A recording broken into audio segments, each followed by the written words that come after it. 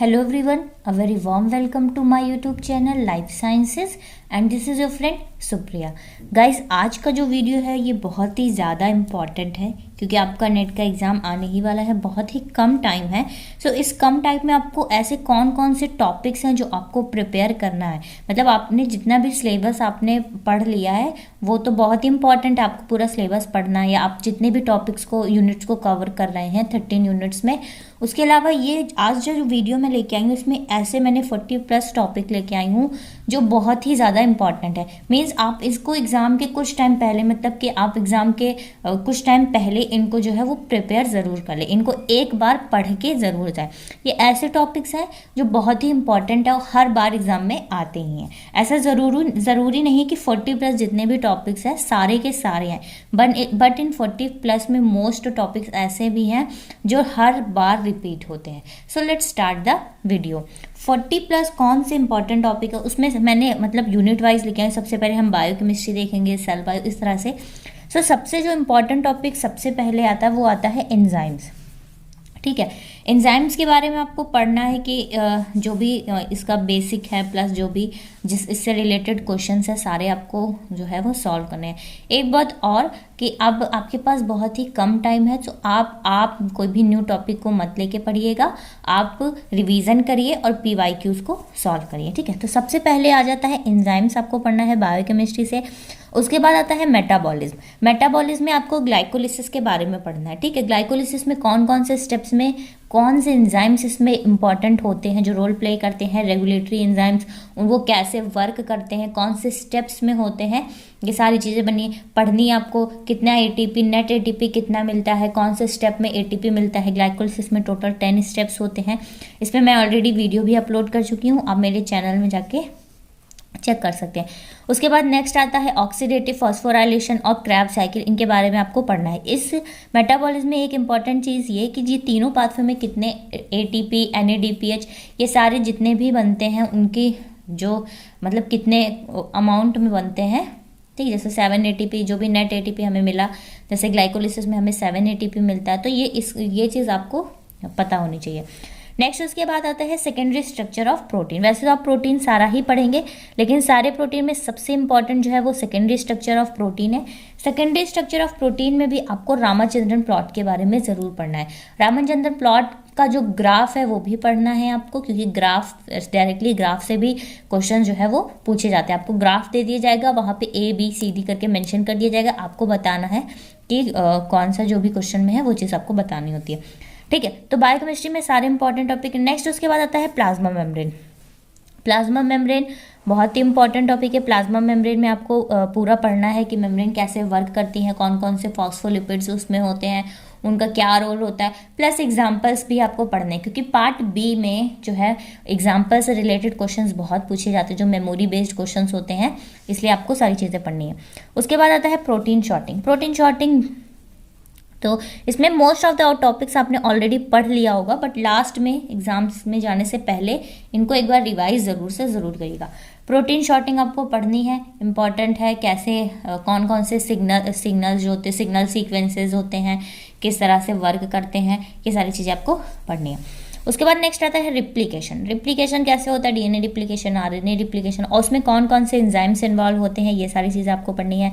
Next आता है cell surface receptor. Cell surface receptor बिल्कुल भी स्किप मत करिएगा। सेल सरफेस रिसेप्टर में RTK और GPCR कैसे वर्क करते हैं बहुत इंपॉर्टेंट है, बहुत ही ज़्यादा इंपॉर्टेंट है।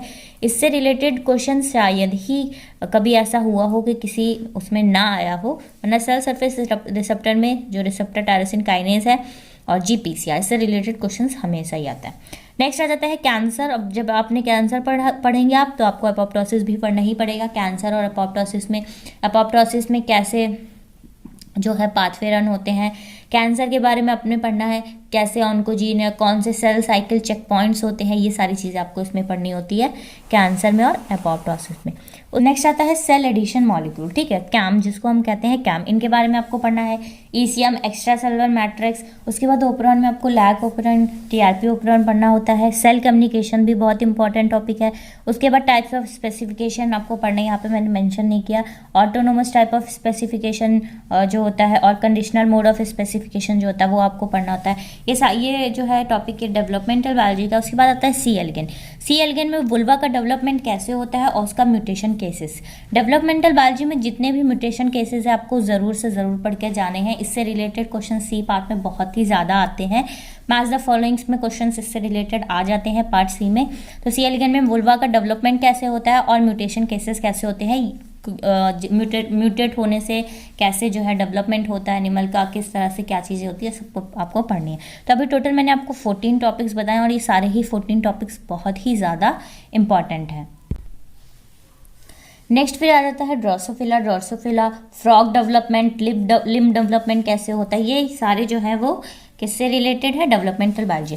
और ड्रोसोफिला, फ्रॉग डेवलपमेंट और लिव डेवलपमेंट में भी जो भी म्यूटेशन केसेस है इसमें आपको सारे ही म्यूटेशन केसेस को पढ़ने हैं।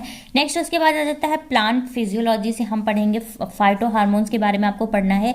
सारे फाइटो हार्मोन्स आप नहीं पढ़ पाते हैं तो एटलीस्ट आप उसमें जो उसका रिसेप्टर होता है, कौन से फाइटो हार्मोन का कौन सा रिसेप्टर होता है, उसका लाइगेंड कौन सा होता है, उसका इनहिबिटर कौन सा होता है, एटलीस्ट आप इसका एक चार्ट प्रिपेयर कर ले। अगर आपको लगता है कि मैं इस पे वीडियो अपलोड करूँ तो आप मुझे कमेंट कर सकते हैं। सो मैं इस पे एक जो भी फाइटो हार्मोन से रिलेटेड पूरा चार्ट जो है वो उस पर वीडियो लेके आ जाऊँगी। रिसेप्टर हो गया, लाइगेंड हो गया, इनहिबिटर कैसे होता है, बायोसिंथेसिस पाथवे क्या कौन कौन से रन करते हैं, सिग्नलिंग पाथवे और फंक्शन क्या होता है। एक ऐसा इंपॉर्टेंट फंक्शन जो सबको डिफ्रेंशिएट कर सकता है सारे ही जो भी फाइटो हार्मोन्स होते हैं उनको, ठीक। नेक्स्ट उसके बाद आ जाता है प्लांट फिजियोलॉजी में आपने पढ़ना है फोटोसिंथेसिस। फोटोसिंथेसिस में आपको क्या क्या पढ़ना है यहाँ पे मैंने मेंशन कर दिया है। फोटोसिंथेसिस में आपको लाइट डिपेंडेंट रिएक्शंस पढ़नी है जो बहुत इंपॉर्टेंट है। उसमें साइक्लिक और नॉन साइक्लिक जो भी रिएक्शंस होती है वो आपको पढ़नी है। फोटो रेस्पिरेशन में आपको C2 साइकिल, C4 साइकिल और कैम पाथवे कैसे रन करते हैं ये सारी चीज़ें आपको पढ़नी है। बहुत ही कम टॉपिक है, 40+ टॉपिक बहुत ही कम है और बहुत ही ज़्यादा इंपॉर्टेंट है। अगर आप ये पढ़ के जाएंगे तो आप मैक्सिमम मार्क्स वहाँ पे एग्जाम में गेन कर पाएंगे, ठीक है। नेक्स्ट उसके बाद आ जाता है सेंसरी फोटोबायोलॉजी। सेंसरी फोटोबायोलॉजी में आपको जो भी फोटो रिसेप्टर्स आपको पढ़ने होते हैं, नाइट्रोजन मेटाबॉलिज्म कैसे होता है, सेकेंडरी मेटाबोलाइट्स, और फिर उसके बाद यहाँ से प्लांट फिजियोलॉजी खत्म होता है। सेकेंडरी मेटाबोलाइट्स, नाइट्रोजन मेटाबॉलिज्म आपको पढ़ना। सेकेंडरी मेटाबोलाइट्स थोड़ा सा ही टफ टॉपिक है, मतलब टफ नहीं है इन द सेंस कि थोड़ा सा याद करने में डिफिकल्टी होती है। सो आपके ऊपर आप कर सकते हैं तो कर लीजिए, अच्छी बात है। नेक्स्ट जितना आप पढ़ पाए ना, जितना हो पाए आप उतना पढ़िए, जितना रिवाइज कर पाए। नए टॉपिक्स को आप मत पढ़िएगा, सिर्फ और सिर्फ रिवीजन और आपको PYQs करने हैं। उसके बाद जेनेटिक्स में आपको पेडिग्री के बारे में पढ़ना होता है, extension of Mendelian principle, mutation और जीन मैपिंग कैसे होता है। पेडिग्री जरूर पढ़िएगा, पेडिग्री से एक क्वेश्चन हमेशा आता है, चाहे पार्ट बी में आए चाहे पार्ट सी में आए। प्रोबेबिलिटी कैसे होती है और क्रॉस न्यूमेरिकल्स जो होते हैं। सो यहाँ पे अभी आपके हो गए 28 जो है टॉपिक्स। नेक्स्ट आ जाता है एंडोक्राइनोलॉजी। एनिमल फिजियोलॉजी से रिलेटेड ये टॉपिक है। एंडोक्राइनोलॉजी में कौन से हार्मोन्स होते हैं, ग्लैंड्स कैसे जो है, मतलब जो भी ग्लैंड्स होती है वो कौन से हार्मोन्स को रिलीज करती हैं, उनका क्या क्या फंक्शन होता है आपको पढ़ना होता है। ECG आपको पढ़ना होता है, नेफ्रॉन और यूरिन का फॉर्मेशन पढ़ना होता है, ये सारे एनिमल फिजियोलॉजी से पढ़ना होता है। नेक्स्ट आ जाता है पॉपुलेशन इकोलॉजी, मतलब इकोलॉजी से रिलेटेड। पॉपुलेशन इकोलॉजी काफ़ी ही लंबी जो है टॉपिक है, इसमें बहुत सारी चीज़ें आ जाती हैं, तो एटलीस्ट आप उसका फॉर्मूला, कोई भी ग्राफ मत स्किप करिएगा, बहुत इंपॉर्टेंट है। आप पेपर में ग्राफ स्किप कर रहे हैं तो मतलब ये अच्छी बात नहीं है, क्योंकि बहुत ही सिंपल होता है। एटलीस्ट आप ग्राफ को स्किप मत करिएगा, मतलब कि छोड़िएगा मत। फॉर्मूले, ग्राफ और थ्योरी आपको पढ़नी होती है। नेक्स्ट आ जाता है competitive exclusion principle, species and speciation कैसे होते हैं, हैबिटाट और नीच के बारे में, हार्डी-वेनबर्ग लॉ, ये सारे जो हैं इवोल्यूशन से रिलेटेड। फिर मोड ऑफ नेचुरल सिलेक्शन में भी, इसमें भी जो भी ग्राफ इंक्लूड होते हैं आपको ग्राफ पढ़ने हैं। काफ़ी इंपॉर्टेंट और काफ़ी इजी ही टॉपिक हैं ये सारे। नेक्स्ट उसके बाद आता है लोटका-वोल्टेरा मॉडल में जो भी ग्राफ इंक्लूड है, मेटिंग बिहेवियर कैसे होता है, क्लैडोग्राम, और उसके बाद एनिमल बिहेवियर, ये सारी चीज़ें आपको पढ़नी होती है। नेक्स्ट टेक्निक से रिलेटेड में आप मॉलिकुलर मार्कर और RDT के बारे में पढ़ लीजिएगा। इम्यूनो टेक्निक्स हो गया, एग्रोबैक्टीरियम ट्यूमेफेशियंस और सेल साइकिल चेक पॉइंट। ये मैंने आपको स्टार्टिंग में बताया था कैंसर में, आपको सेल साइकिल चेक पॉइंट जो है वो ज़रूर से ज़रूर पढ़ना है। सो ये पूरे टोटल हो गए 40+ यानी कि 45 टॉपिक्स जो मैंने आपको बताए हैं, जो बहुत ही इंपॉर्टेंट है। इनको स्किप मत करिएगा, एट लास्ट आपको पढ़ के जाना है। एक चीज़ और इम्पोर्टेंट बता दूं, क्योंकि अब एग्ज़ाम का जो है टाइम बहुत ही कम है, तो आप कोई भी न्यू टॉपिक मत पढ़िएगा, सिर्फ और सिर्फ रिवीजन आपको करना है। और प्लस आपको क्या करना है, PYQs। अगर आपको लगता है कि आपके दोस्त ने या किसी आप यूट्यूब चैनल से या टेलीग्राम ग्रुप से देखते हैं कि न्यू टॉपिक्स पढ़ाए जा रहे हैं, तो आप मत पढ़िए, ठीक है। आप नहीं पढ़ेंगे तो ऐसा नहीं है, आपने जितना पढ़ा है आप उसको अपना 100% दीजिए, न्यू टॉपिक पढ़ने की ज़रूरत नहीं है। अगर आपको इस वीडियो में कोई भी डाउट हो, कोई भी टॉपिक से रिलेटेड, तो आप मुझे कमेंट कर सकते हैं। मेरे टेलीग्राम ग्रुप को भी ज्वाइन करिएगा। मेरे चैनल को लाइक, शेयर और सब्सक्राइब ज़रूर करिएगा। Thank you so much guys for watching my video.